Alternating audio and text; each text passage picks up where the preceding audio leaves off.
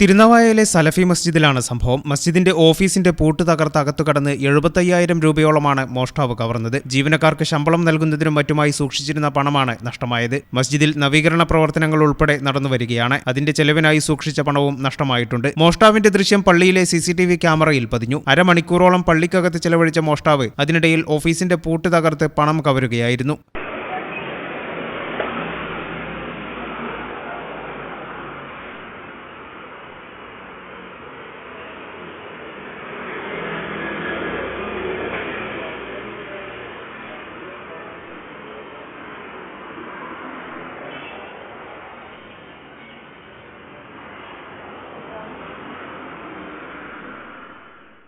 പള്ളിയിൽ ജീവനക്കാരടക്കം ആരുമില്ലാത്ത സമയത്താണ് കവർച്ച നടന്നത്. തിരുനാവായ ഭാഗത്തു നിന്ന് നടന്നെത്തിയ മോഷ്ടാവ് രാവിലെ 11:40 പള്ളിയിൽ കടന്നത്. ഏകദേശം 12:10 വരെ ഇയാൾ പള്ളിക്കകത്തുണ്ടായിരുന്നു. ഇതിനുശേഷം ഉച്ചനമസ്കാരത്തിന് ജീവനക്കാരെത്തിയപ്പോഴാണ് മോഷണം നടന്നതായി മനസ്സിലാകുന്നത്. തുടർന്ന് മസ്ജിദ് കമ്മിറ്റി പ്രസിഡന്റ് മുളക്കൽ മുഹമ്മദ് അലി തിരൂർ പോലീസിൽ പരാതി നൽകി. തിരൂർ പോലീസ് കേസിൽ അന്വേഷണം ആരംഭിച്ചിട്ടുണ്ട്. വിരലടയാള വിദഗ്ധരെത്തി മസ്ജിദിൽ പരിശോധന നടത്തി. അതേസമയം തിരുനാവായ തൃപ്രങ്ങോട് പഞ്ചായത്തുകളിലെ വിവിധ മസ്ജിദുകളിലും ഇതേ ദിവസം മോഷണശ്രമമുണ്ടായതായി റിപ്പോർട്ടുകൾ. ഈ ചാനൽ ന്യൂസ് തിരൂർ.